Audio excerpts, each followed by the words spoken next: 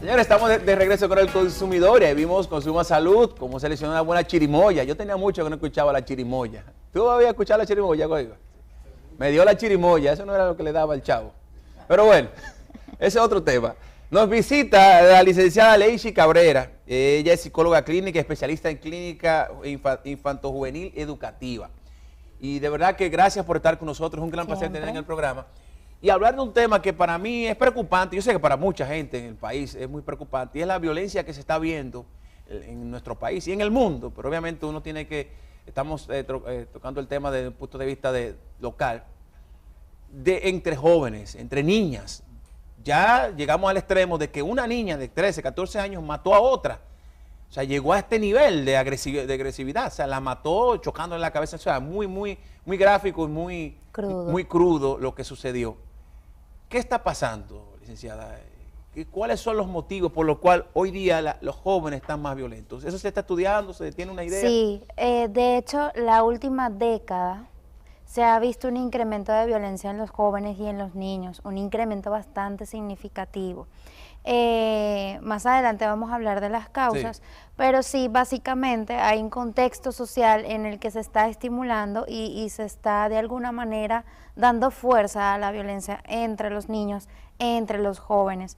De hecho, se está convirtiendo en un estilo de sometimiento constante en las instituciones educativas, en las urbanizaciones, y se da más frecuentemente en zonas bastante pobres, ¿sí? Básicamente todo consiste en que hay una falla muy importante de supervisión por parte de los adultos.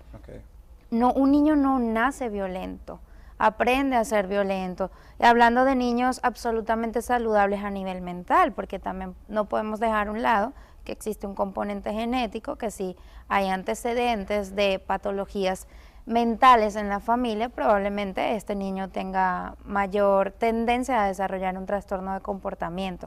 Pero vamos a hablar de lo cotidiano, de lo frecuente, que la violencia de alguna forma se está estimulando incluso por los adultos. Papá, no te dejes dar, defiéndete, si él te da, pues tú le das, no te quedes con el golpe. Entonces, de alguna manera, socialmente, el contexto o el concepto de violencia está siendo estimulado. Series de televisión bastante ingenuas que están dirigidos a un público infantil, entonces el bueno resuelve a través de la fuerza para defenderse, pero al final sigue usando la fuerza, sigue siendo violento. Entonces hay una familia, hay unos padres que están ausentes y no conocen qué ven los niños, a qué están expuestos, entonces la supervisión es bastante deficiente. Y hoy día, yo comentaba, eso que usted comenta empeora con el tema de las redes sociales. Por ejemplo, hoy día ya los niños, los adolescentes andan con un celular o tienen una computadora, acceso a un video que le mandan por WhatsApp, que suben en Instagram, que suben en una red, que ven por YouTube, y de verdad que la exposición a la violencia, como usted bien dice, es mucho mayor que la que teníamos nosotros cuando estábamos pequeños, en el caso mío me refiero, pues yo sé que usted y yo no somos contemporáneos, yo sé que usted me lleva 2 o 3 años, pero bueno, eso es otro tema. Entonces la idea es que esta exposición que están teniendo los niños hoy día a esto afecta y es representativa en hoy lo que está pasando hoy día. Es que sí influye, porque habitualmente si estamos expuestos a constantes estímulos que despiertan el interés en la agresividad, en la violencia, constantemente estamos revisando y viendo un contenido que quizás para nosotros en nuestro tiempo era impresionante. Ellos se impresionan las primeras veces, pero luego tras verlo una y otra vez, pues se convierte en algo frecuente. Entonces el estímulo lo asimila como algo normal. Lo normaliza. Lo que está pasando socialmente es que la violencia está normalizada y es algo con lo que tenemos que luchar. Aquí en el país, hablando de estas situaciones que se han ido presentando estos últimos días, porque realmente han sido días, viene dada a contextos familiares bastante violentos. De alguna manera se ha normalizado en República Dominicana la violencia con este tema de que somos calientes, de que yo me prendo rápido. Entonces eso ha normalizado el hecho de ser violento, ha normalizado el hecho de ser agresivo. Entonces los niños crecen y se desarrollan en un contexto social donde la violencia es algo normalizado. por aprendizaje tienden a hacerlo, es la forma más rápida y más efectiva de resolver un problema. Y muchas veces los ven de los padres de esto también, ¿no? Esas actuaciones de padres que son violentos con sus parejas o con vecinos y demás. Mayormente sí, el contexto familiar es bastante importante, los padres son las figuras de apoyo, son los héroes de los niños. Entonces si yo tengo un papá que le pega a mi mamá o una mamá que le pega a mi papá, se ofenden constantemente, pues eso yo lo voy a entender como lo normal. Claro. Yo voy a aprender a comunicarme de una forma violenta, de someter al otro, de hostigar al otro, porque yo veo, evidencio y además experimento que es efectivo, que obtengo lo que quiero muy rápido, porque existe siempre alguien muy violento y existe otra persona sumisa que se va a dejar someter. Claro. Entonces a nivel psicológico eso genera una estimulación y un éxtasis de poder. Entonces este niño cada vez va a intentar hacer prácticas más osadas para someter al otro, para hacer indefenso al otro y retribuirse, retroalimentarse a través de esa sensación de que yo puedo. Sí. Entonces, al no estar contenido, al no tener un adulto haciendo seguimiento o tener un hogar disfuncional, negligente, pues lo más probable es que este jovencito no tenga la oportunidad de aprender o de desaprender esa violencia. Porque esa parte es importante, desaprender, porque si tú crías muchas veces no lo que decimos, sino lo que hacemos como padres, y el ejemplo, señores, las actuaciones son más elocuentes que cualquier palabra que podamos hacer. Nosotros podemos decir, no peleé, pero si nosotros peleamos delante de nuestros hijos. Y yo me acuerdo, hace unos años, en la zona de Herrera, si mal no recuerdo, hubo un tema donde un nacional haitiano mató a un dominicano en una discusión, y luego un grupo de dominicanos mató al haitiano y le cortó la cabeza, aunque suena así crudo como es.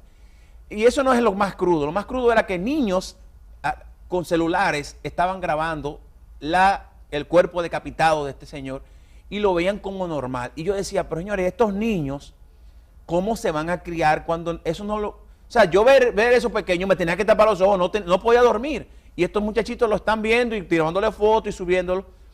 Ese tipo de cosas también obviamente está dentro de lo que usted dice, la desensibilización que existe, que se está creando. Y es social, es un síntoma social, porque si nos ponemos a pensar nosotros los adultos, cuando éramos pequeños y había un accidente, lo primero que hacían nuestros papás eran taparnos los ojos, que no viéramos. Cierto. Entonces, ahora, si hay un accidente, lo primero que hacemos los adultos es sacar el dispositivo móvil y grabar eso que está sucediendo. Entonces, estamos hablando de simplemente un síntoma de algo que está ocurriendo socialmente. No es que los niños son violentos, que los niños de ahora son agresivos.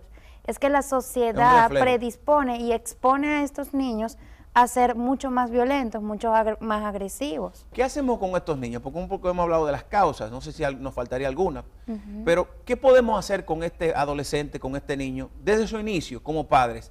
Y en esto quiero apelar a los padres.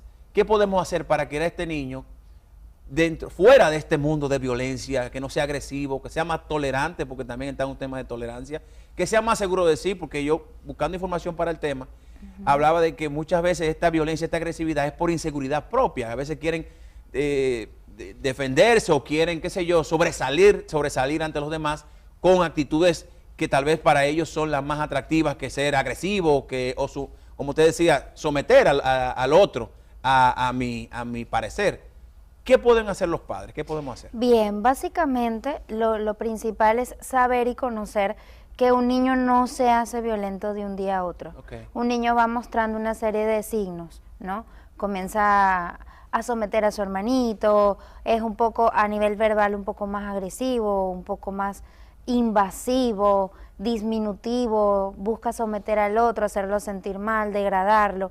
También torturan animales. Cuando tú ves que un niño está torturando animalitos, por lo menos yo he visto padres que se ríen de que el niño le ala la cola al perro, o que asusta al gato, o que impresiona a los pececitos. Eso es violencia.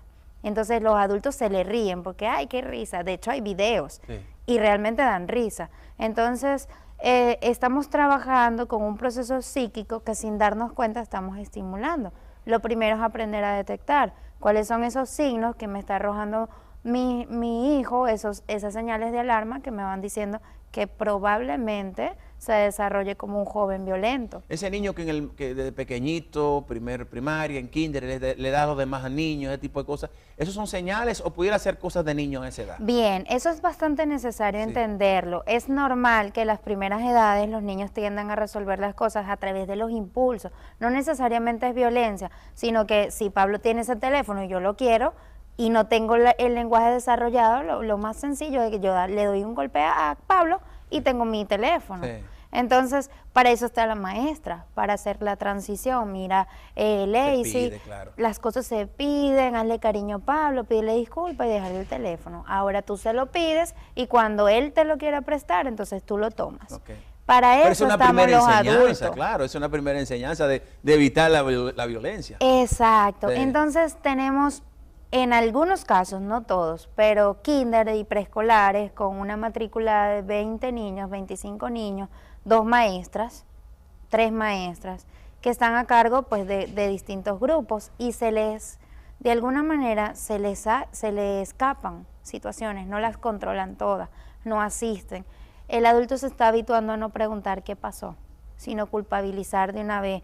Bueno, mira, como es Ramón el que siempre golpea y está llorando Rafael, entonces, mira Ramón, ¿tú qué le hiciste a Rafael? Y realmente Rafael lo que fue que se le cayó el lápiz, por ejemplo. Claro. Entonces, de alguna manera, se está manejando un sentido de justicia bastante difuso. Injusto. Justicia injusto. Entonces, pues de alguna manera eso va generando irritabilidad, frustración. Socialmente hay mucha frustración y esa frustración ha generado una irritabilidad constante. Entonces es ir trabajando, enseñarlos a manejar esa frustración, enseñarlos a no tolerar ciertas circunstancias, ciertas situaciones. Tenemos ese niño de que no pegue, pero le dan, no pegue, llega un momento que el papá dice, pero que le dé. Exactamente. Entonces, de alguna manera, somos los adultos quienes básicamente tenemos que hacer esta transición. Tenemos que hacer una pausa, licenciada. Cuando regresemos seguimos hablando sobre el tema y me gusta esa parte de que el niño le están dando en el colegio o la mamá o el papá ven que el niño llega con algún moratón, con algún tipo de marca, y en vez de ir al colegio lo que le dice, pero tú tienes que ir mañana y hacerle lo mismo al niño. Es correcto esto, pero cuando regresemos a la pausa yo creo que usted me ayude con eso. Regresamos ahora.